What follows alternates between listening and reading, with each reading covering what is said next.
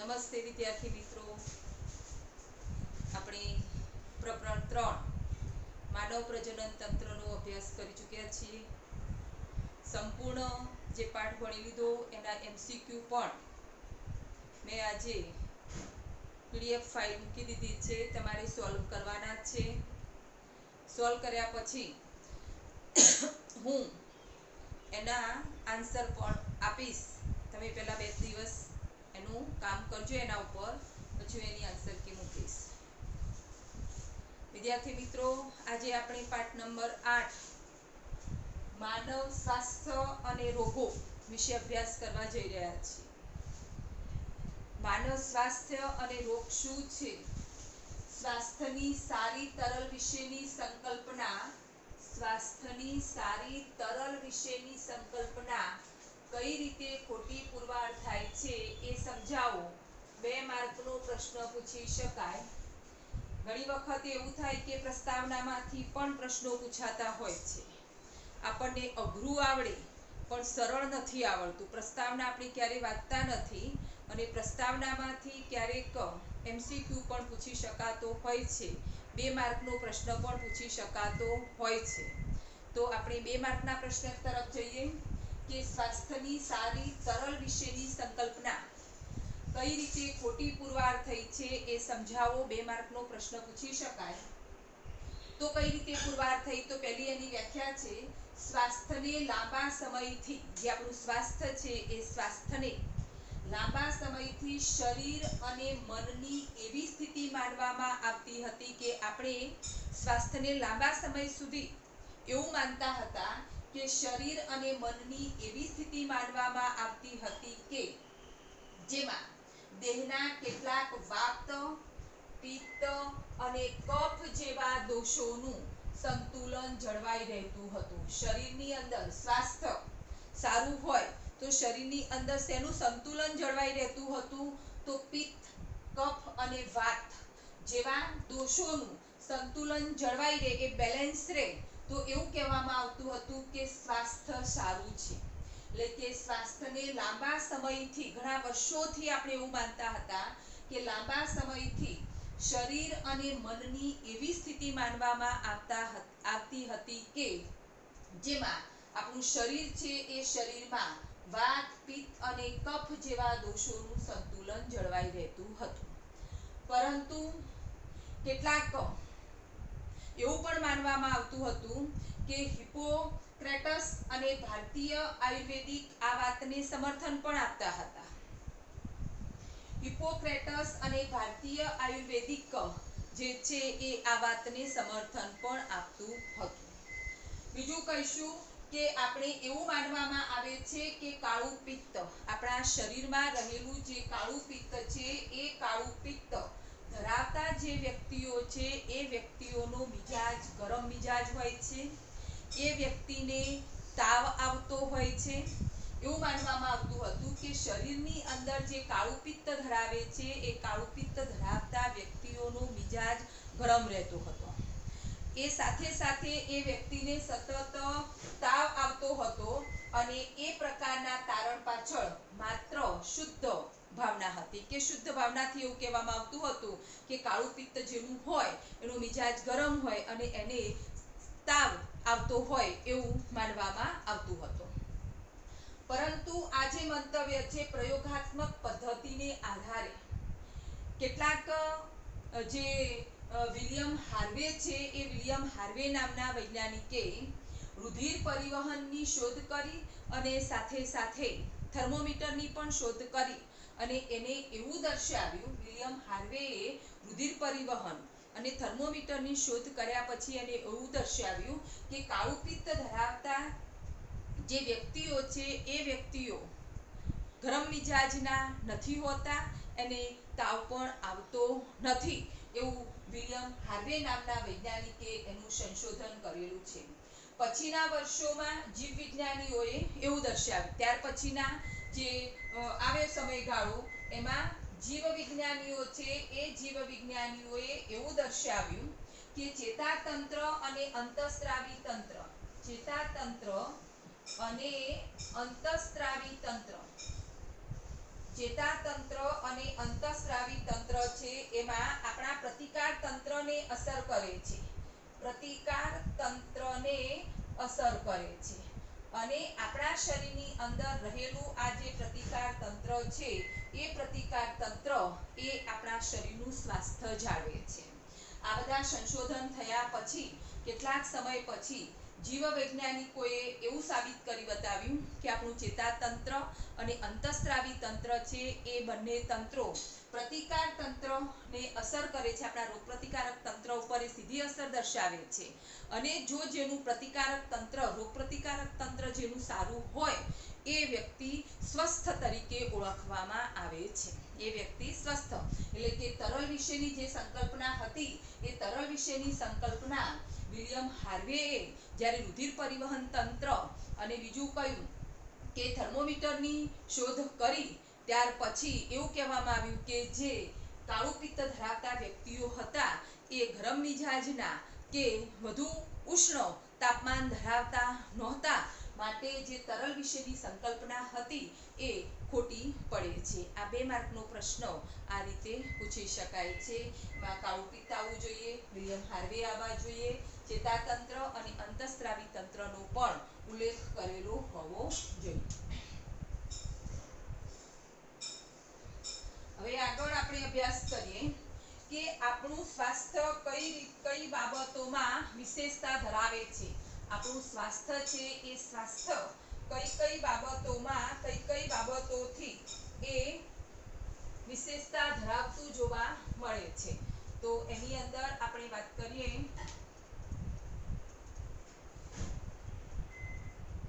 આપણું સ્વાસ્થ્ય કઈ બાબતોથી પ્રભાવિત થાય છે. આપણું સ્વાસ્થ્ય કઈ બાબતોથી પ્રભાવિત થાય છે. 4 બાબતોથી પ્રભાવિત થાય છે. 1. જનીનિક ખામીઓ.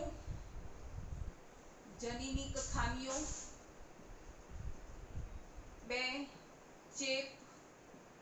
3. જીવનશૈલી અને ચોથો આપણે કહીશું તો નશાકારક પદાર્થો અને આલ્કોહોલનું સેવન.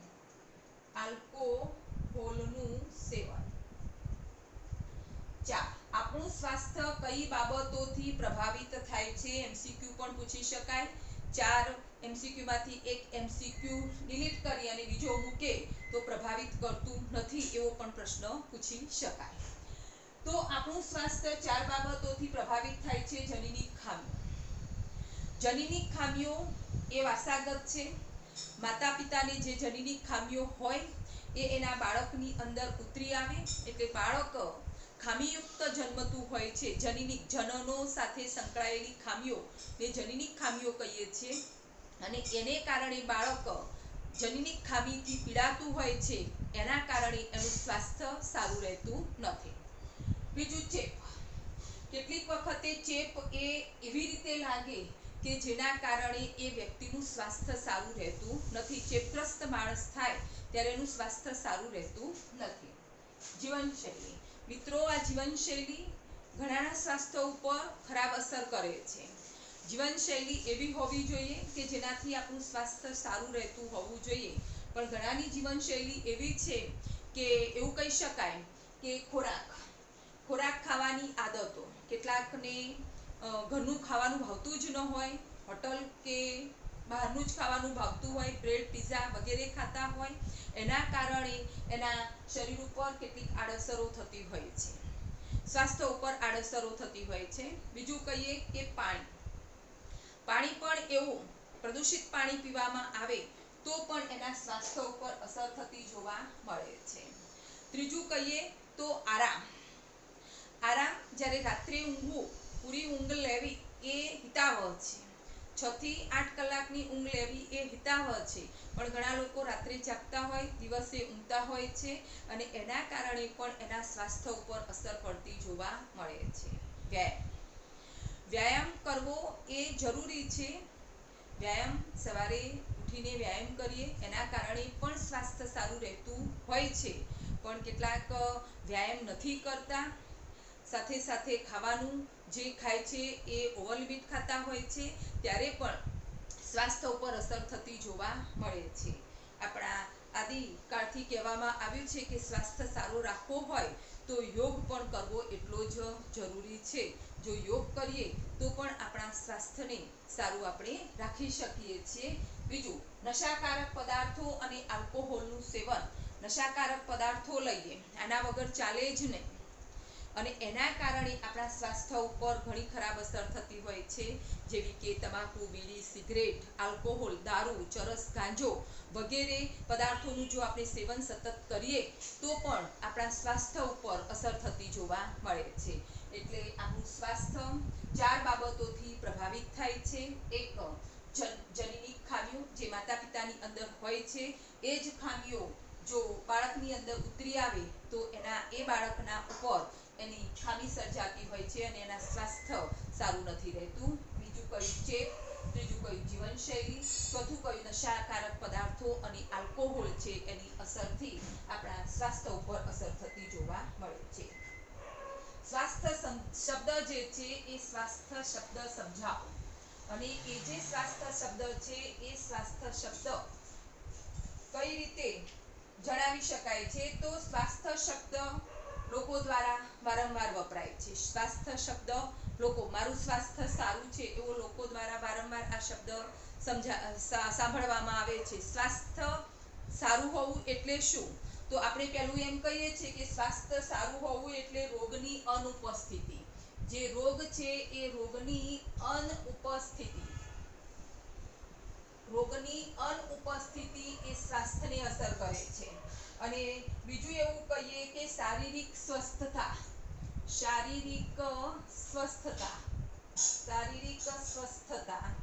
આ બંને, એમ કહીએ કે રોગ ન હોય અને બીજું એમ કહીએ કે શારીરિક સ્વસ્થતા, તો આપણું સ્વાસ્થ્ય સારું છે એમ માનવું નહીં.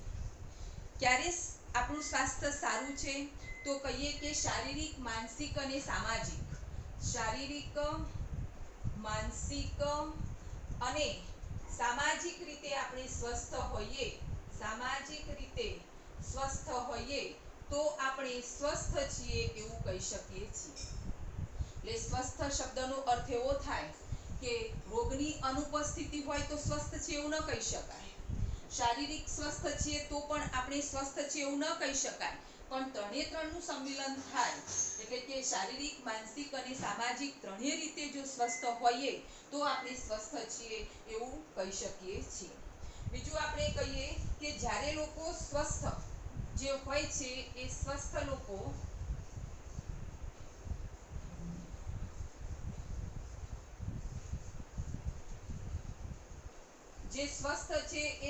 લોકો વધુ સક્ષમતાથી કામ કરી શકે છે. સ્વસ્થ લોકો છે એ સ્વસ્થ લોકો વધુ સક્ષમતાથી કામ કરી શકે છે. એને કારણે એ વધુ ઉત્પાદન મેળવી શકે છે. વધુ મેળવે છે. વધુ ઉત્પાદન મળે પરિણામે આર્થિક ઉપાર્જન પણ વધુ મેળવી શકે છે. સ્વસ્થ લોકો વધુ સક્ષમતાથી કામ કરી શકે, વધુ સારી રીતે કામ કરી શકે છે. સ્વસ્થ લોકો વધુ સક્ષમતાથી કામ કરી શકે તો એ ઉત્પાદન પણ વધુ મેળવે છે અને આર્થિક ઉપાર્જન પણ વધુ મેળવતા જોવા મળે છે. સ્વસ્થ લોકો વધુ આયુષ્ય ભોગવે છે. જે સ્વસ્થ છે એ વધુ આયુષ્ય ભોગવે છે. સાથે સાથે સ્વસ્થ હોય તો બાળક અને જે માતા છે એ માતાનો મૃત્યુ દર પણ ઘટે છે.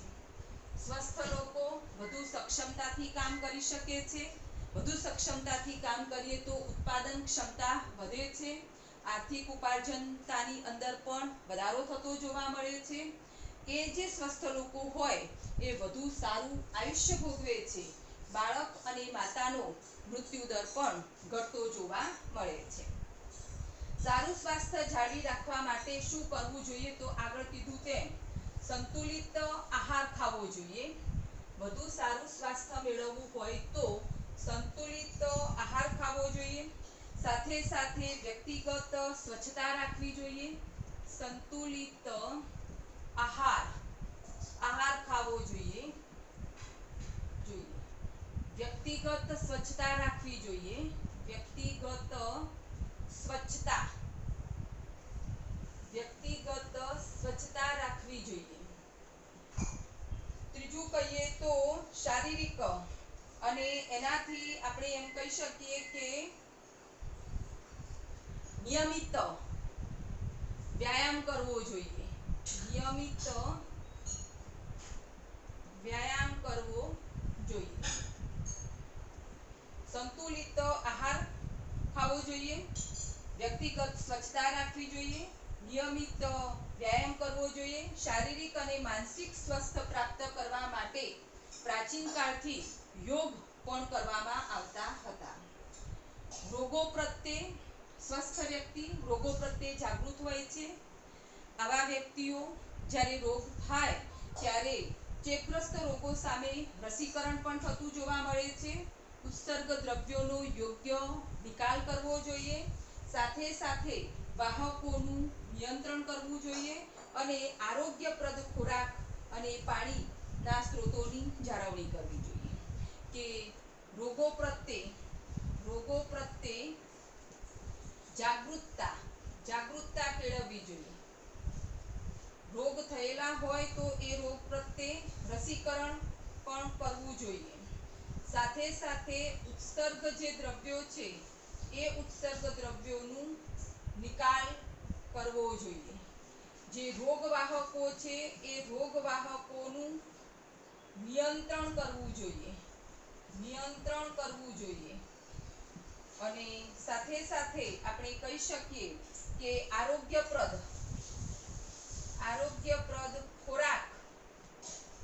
ખોરાક અને પાણીના સ્ત્રોતની જાળવણી કરવી જોઈએ. પાણીના સ્ત્રોતની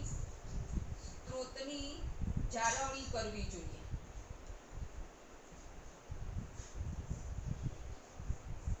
તો 3 મુદ્દા વિશે આપણે ખાસ અભ્યાસ કર્યો. આ ત્રણેય પ્રશ્નો પ્રસ્તાવનામાંથી કહી શકાય તેવા છે. તો આ 3 પ્રશ્નોમાંથી MCQ પણ પૂછી શકાય એવા છે. તો કાલે આપણે રોગ શું છે અને એ રોગને આપણે કઈ રીતે એના પ્રકારો કયા છે એના વિશે પણ અભ્યાસ કરીશું. તો અત્યારે પ્રવર્તમાન સ્થિતિની અંદર આપણે રોગ વિશે અભ્યાસ કરી રહ્યા છીએ. એટલે કે પ્રવર્તમાન સ્થિતિમાં આપણે જે કોરોના જે રોગ છે એ જે વાયરસ COVID-19 વાયરસ જે આપણે કહીએ કે ચેપી વાયરસ છે. તો રોગના 2 પ્રકાર છે. એક ચેપી રોગ અને બીજો કહીશું બિનચેપી. તો ચેપી રોગ એટલે શું? તો એકના થકી બીજાને થાય એને આપણે ચેપી રોગ તરીકે ઓળખવામાં આવે છે. એક વ્યક્તિને થયો હોય અને એના સંસર્ગની અંદર જો આપણે રહીએ તો આપણને રોગ થાય તો એને આપણે ચેપી રોગ તરીકે ઓળખીએ છીએ. દાખલા તરીકે આપણે આગળ ભણી ચૂક્યા છીએ કે HIV એટલે કે એડ્સ, HIV વાયરસથી થતો રોગ એડ્સ જે ઘણો ઘાતક રોગ છે એ આપણે આગળ ધોરણ 11 ની અંદર પણ અભ્યાસ કર્યા હતા. જેનાથી માણસનું મૃત્યુ પણ થઈ શકે છે. એવો જ અત્યારે ચેપી રોગ આપણે કોરોના જે COVID-19 જે વાયરસ છે એનાથી થતો રોગ છે. અને આપણે અત્યારે હાલ સમજીએ છીએ કે સોશિયલ ડિસ્ટન્સિંગ રાખવું જોઈએ, કે એકબીજાના સંપર્કમાં ન આવવું જોઈએ. જેને ચેપ થયો છે તો એને આપણે ચેપી રોગ તરીકે ઓળખવામાં આવે છે. એટલે રોગના 2 પ્રકાર છે.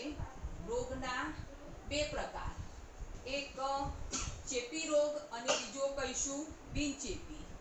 ચેપી અને બિનચેપી.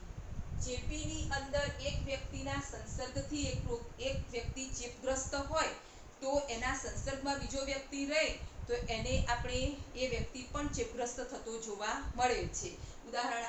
બે ઉદાહરણ આપ્યા કે એડ્સ રોગ અને બીજો કહીશું કે હાલના વર્તમાન તબક્કાની અંદર કહીએ તો કોરોના. બીજો કહીશું બિનચેપી. બિનચેપી એટલે એ વ્યક્તિ પૂરતો જ મર્યાદિત હોય, એનાથી બીજાને થવાની કોઈ સંભાવના નથી.